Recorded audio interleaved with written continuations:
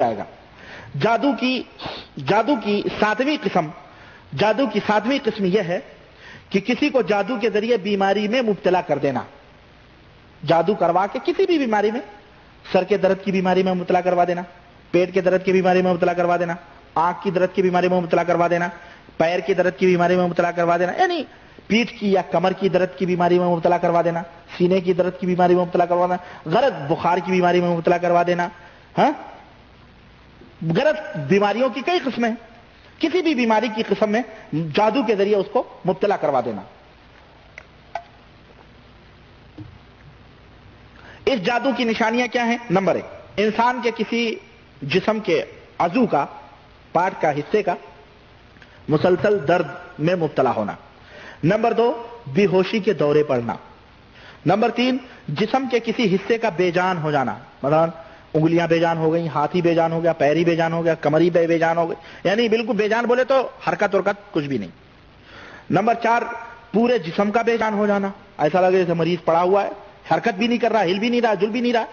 Number 5، انسانی جسم کی کسی حص کا بے جان ہو جانا، یعنی کوئی چیز چکھ رہا ہے، نمک ہے پر اسے محسوس ہی نہیں ہو رہا، میٹھی چیز کھا رہا پتہ نہیں چل رہا میٹھی ہے، تتی ہے، تیکھی ہے، سن نہیں رہا ہے، دیکھ نہیں رہا ہے۔ ہاں، محسوسات جو ہیں یہ ان میں سے کسی ایک چیز کا ختم ہو جانا۔ سونگ، کوئی بدبو آ رہی، سونگ پتہ ہی نہیں چل رہا، اس کی ناک میں کوئی اثر ہی نہیں، نہ خوشبو کا نہ بدبو کا، ان احساسات کا ختم ہو جانا۔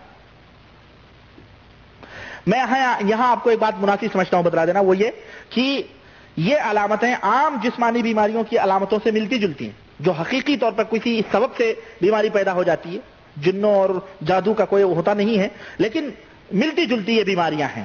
ہاں، ان سے اب ان دونوں میں فرق کیسے کیا جائے، کیسے پتہ چلایا جائے کہ یہ چیز جو ہے حقیقی طور پر ہے یا کسی جادو کی وجہ سے ہے؟ اس کا طریقہ یہ ہے کہ مریض کے اوپر اگر وہ یہ کہ ہم نے علاج کرا کے ہم تھک گئے تو اب کیا کریں؟ آپ وہی آیتیں جو ہم نے پیچھے بتائی ہیں ان آیتوں کو اس کے اوپر پڑھ کے دم کریں۔ اگرچہ مریض قرآن سنتے ہوئے جھٹکے محسوس کرے، یا اس پر بے ہوشی طاری ہونے لگے، یا جسم میں کپ کپی طاری ہو، یا سر میں درد ہونے لگے، تو آپ سمجھ جائیں کہ مریض کے اوپر جادو کیا گیا ہے۔ یہ طبعی طور پر مریض نہیں ہوا ہے، بلکہ جادو کی وجہ سے، اس کی سبب سے یہ بیمار بنایا گیا ہے، اور اس کے اوپر ڈاکٹروں کا علاج نہیں چل سکتا ہے۔ ہاں؟ اور اگر یہ علامتیں نہ پائی جائیں، جھٹکے نہ محسوس کرے، عام طور پہ بیٹھا ہوا ہے، تو یوں سمجھ لو کہ اس طبعی طور پر وہ بیمار ہوا، اس کو ڈاکٹروں کے علاج کے لیے اس کو بھیج دیا جائے۔ یہ جادو بھی اسی طرح سے عام طور پہ کیا جاتا ہے، کیا کہ جن کو جادوگر بلاتا ہے اور پھر اس کو مطلوبہ آدمی کی طرف بھیج دیتا ہے اور کہتا ہے کہ اس کے کسی عضو میں جا کر کے کنٹرول کرے۔ چنانچہ وہ جاتا ہے اور دماغ میں بیٹھ کر کے وہیں سے، چونکہ پوری رگیں جسمانی انسان کے جسم کی دماغ میں پہنچی ہوئی ہیں، وہیں سے وہ اپنا کنٹرول کرتا ہے۔ سر کے درد میں اگر اسے ہمیشہ مبتلا کرنا ہے تو وہاں پکڑ کے بیٹھ جاتا ہے، کمر کے درد میں ہمیشہ ملوث کرنا ہے تو وہاں سے وہ رگ پکڑتا ہے، دباتا ہے، اور اس طرح سے اس کو اس طرح سے وہ یعنی کنٹرول کرتا ہے۔ بہرحال انسان کے دماغ کو وہ جن اور شیطان جو ہے کیا کرتا ہے، اسے اپنا مرکز بناتا ہے، سینٹر بناتا ہے اس کو۔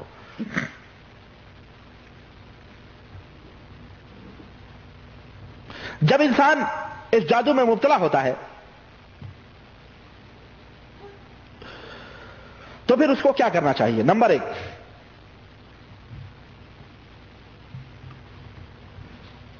اس کا علاج میں آپ کو بتاؤں، اس کا علاج یہ ہے کہ مریض کے سامنے وہی قرآنی آیات جو ہم نے آپ کو بتلائی پہلے، وہ پڑھی جائیں، تلاوت کی جائیں۔ اگر بے ہوش ہو جائے تو وہی کام کیا جائے جو پہلے ہم نے بتلایا ہے آپ کو، ویسے ہی کریں۔ اور اگر مریض بے ہوش نہ ہو اور معمولی سی تبدیلی ہی اس پر ظاہر ہو تو اس کے لیے ایسے مریض پر کچھ نسخے ہیں، تجویز کریں۔ مثلا آپ کیسٹ کے اوپر سورہ فاتحہ، آیت الکرسی، سورہ دخان، سورہ جن اور چھوٹی سورتیں یعنی سورہ بینہ سے لے کر سورہ والناس تک یہ ریکارڈ کر کے مریض کو دیں، اور وہ اس کیسٹ کو روزانہ 3 بار بلا ناغہ وہ سنیں۔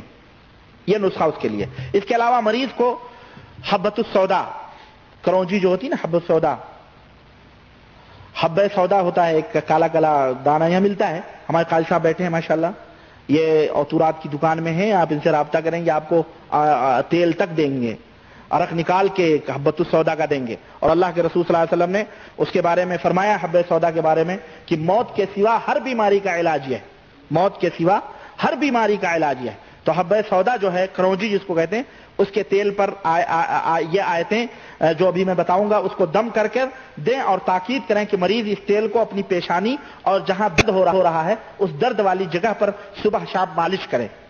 ہاں, اور وہ صورتیں اور آیتیں میں آپ کو بتاؤں کہ کون کون سی صورتیں پڑھ کے اس تیل کے اوپر دم کرنا ہے. نمبر 1 سورہ فاتحہ اور قل اعوذ برب الفلق قل اعوذ برب الناس. اور نمبر 3 وَنُنَزِّلُ مِنَ الْقُرْآنِ مَا هُوَ شِفَاءٌ وَرَحْمَةٌ لِّلْمُؤْمِنِينَ وَلَا يَزِيدُ الظَّالِمِينَ إِلَّا خَسَارًا. یہ آیت کریمہ اس آیت کریمہ کو 7 مرتبہ, اس آیت کریمہ کو 7 مرتبہ. نمبر 4 بسم اللہ ارقیک واللہ وشفیک من کل داء یوزیک ومن کل نفس او عین حاسد اللہ یشفیک. یہ دعا پڑھ کے اس کے اوپر دم کریں. نمبر 5 اللہم رب الناس اذهب الباس واشف انت الشافی لا شفاء الا شفاؤک شفاء لا یغادر سقما. یہ پڑھ کر کے اس کے اوپر دم کریں. اور یہ 40 دن تک جو تعلیمات ہیں ان میں ہم نے بتلائی, اس کو 40 دن تک جاری رکھیں. اور اگر شفا ہو جائے تو ٹھیک ہے, ورنہ یہ عمل اس وقت تک کریں جب تک کہ مریض شفا یاب نہ ہو, اور انشاءاللہ تبارک تعالیٰ اس کو شفا ہو جائے گی. اس سلسلے میں بہت ساری مثالیں ہیں. بہرحال میں مختصر کرتے ہوئے مثلا کہتے ہیں کہ ایک عورت آئی ہمارے پاس, شیخ عبد الوحید بالی کہتے ہیں ایک عورت آئی, اس نے بتایا میرے پاؤں میں درد ہے.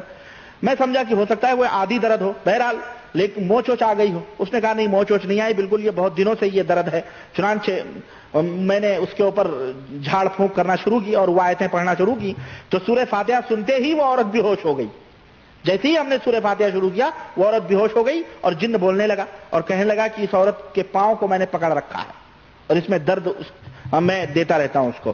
چنانچہ میں نے اس جن سے کہا کہ اللہ کی خوشی کے لیے اس سے نکل جاؤ, اس کو تنگ مت کرو. چنانچہ وہ الحمدللہ نکل گیا اور فضل اللہ ہی کے لیے. اسی طرح ایک آدمی آیا, اس کا منہ ٹیڑھا ہو گیا تھا. اسی طرح ایک لڑکی کا قصہ انہوں نے بیان کیا, ہاسپٹل میں ڈاکٹر لوگ ایک دم عاجز آ گئے تھے. وہ نہ کچھ کھا رہی تھی نہ کچھ پی رہی تھی, سوکھ کے ہاسپٹل میں کانٹا ہو گئی تھی, اس کی زبان بند ہو گئی تھی. چنانچہ کہہ رہے ہیں کہ ہمیں ہاسپٹل میں ہم گئے اور الحمدللہ جو ہے ہم نے دیکھا اس کو, پھر مغرب کی نماز پڑھی اور پھر اس کے بعد ہم گئے اور علاج کیا ہم نے اور وہ دعائیں پڑھی تو الحمدللہ اس لڑکی کو اللہ تعالیٰ نے شفا دے دی اور ہاسپٹل سے وہ چل کے اپنے گھر اسی ٹائم گئی.